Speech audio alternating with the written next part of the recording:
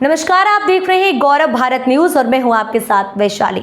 Rewa IDBI bank शाखा कराहिया का उप मुख्यमंत्री राजेंद्र शुक्ल ने किया उद्घाटन। मुद्रा योजना अंतर्गत हितग्राहियों को किया चेक का वितरण। कार्यक्रम में मुख्य महाप्रबंधक और अंचल प्रमुख भोपाल आशुतोष कुमार, पूर्व सेमरिया विधायक केपी त्रिपाठी, फल सब्जी विक्रेता सहित भारी संख्या में लोग मौजूद रहे। आइए आपको सुनाते हैं कार्यक्रम के दौरान उप मुख्यमंत्री ने क्या कुछ कहा। जैसा अभी बीडी कछवाहा जी ने बताया, लखपति जी भी हैं, राजकुमार जी भी हैं, गुप्ता जी। जैसा बीडी जी ने बताया कि पहले हमारे पास बीडी जी और सुनील अपने सुनील जी अक्सर आते थे और कहते थे कि ये सब्जी मंडी को कोई स्थान दिला दीजिए। तो पहले तो कहते थे स्थान दिला दीजिए, जब हम स्थान दिलाते थे तो फिर पीछे हट जाते थे। फिर नई नई बातें होती थी कि ये बनवा दीजिए, कठिन कठिन काम बताते थे हमें। ये जो बाईपास है, इससे पहले रैंप उतरवाइए, साथ में 4 लेन की सड़क बनाइए और इतनी दुकानें बनाइए।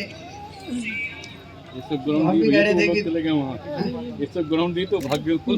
तो हम भी कहते थे तुम डाल तो हम 5 मार क्या मांगोगे, जो आप कहोगे वो करेंगे। लेकिन वहाँ से तो सब्जी मंडी को ऐसे स्थान पर जरूर ले जाएंगे जहाँ पर आपका व्यापार 3 गुना हो जाए और आपका समय 2/3 बच जाए।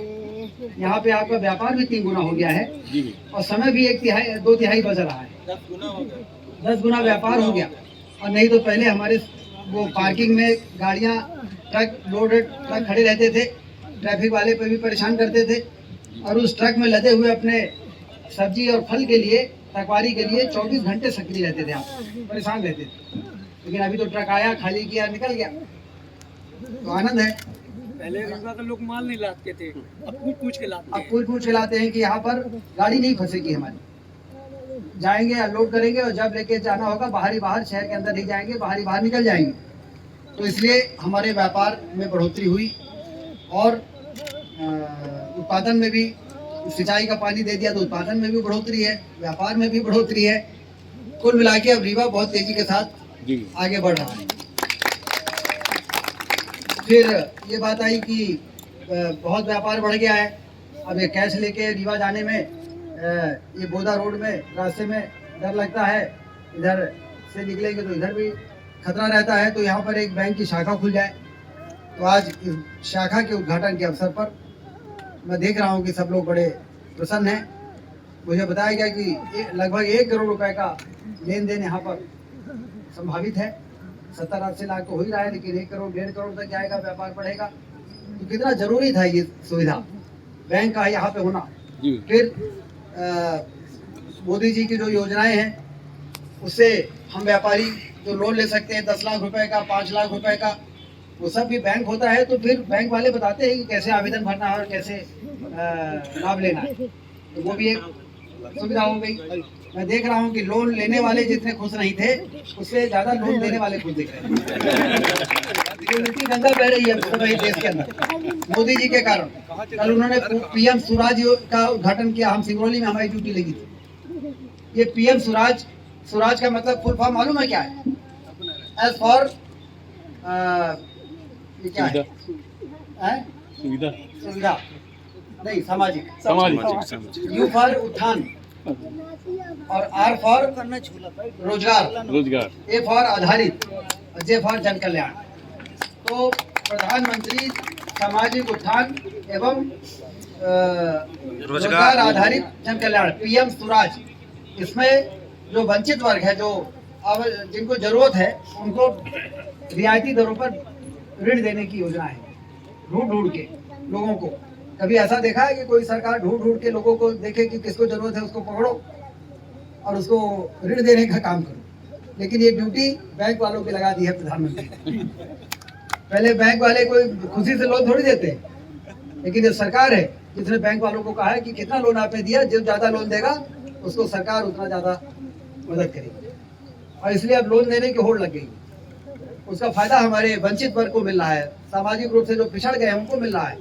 हुनर की कमी थोड़ी है इनके अंदर, पूंजी की कमी है इनके पास। यदि पूंजी इनको मिल जाए तो अपने हुनर के दम पर ये अपनी आमदनी को बढ़ा लेते हैं। PM स्वनिधि योजना में जिसमें 10,000 रुपए ब्याज रहित पैसा दिया जाता है।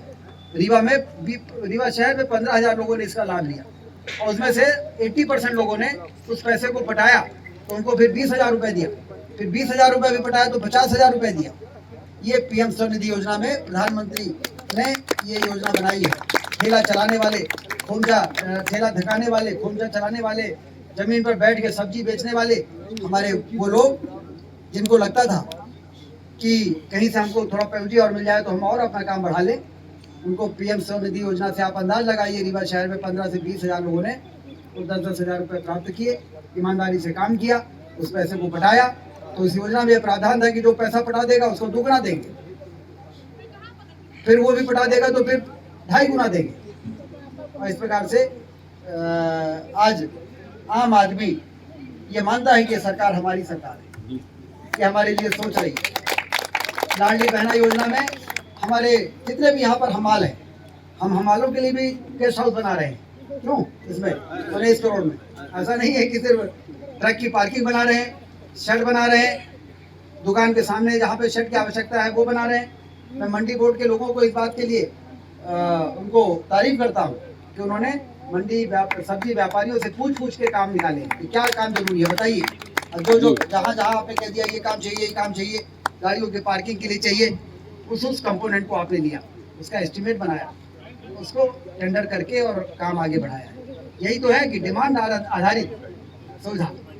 आपने डिमांड पूछी और उसके बाद सुविधा दी, और नहीं तो आप अपने मन से काम कर देते हो, बाद में उसमें कोई जाके बैठता भी नहीं। तो इसका मतलब कि हमें इसी प्रकार से काम करने की जरूरत है। अभी जो पिछले दिनों हमने दुकान का लोकार्पण किया तो टोटल कितना हो गया सारी दुकानें मिला के? 345 दुकानें बनाई गई थी। एक सपना देखा गया था कि यहाँ पे दुकान बनाएंगे। जब दुकान बनाने लगे तो जो सब्जी का व्यापार नहीं करते वो आ गए दुकान खरीदने के लिए। याद है कि नहीं? याद? आज दिन आते भैया। तो हमने कहा कि ये खरीद ले, ये बोली में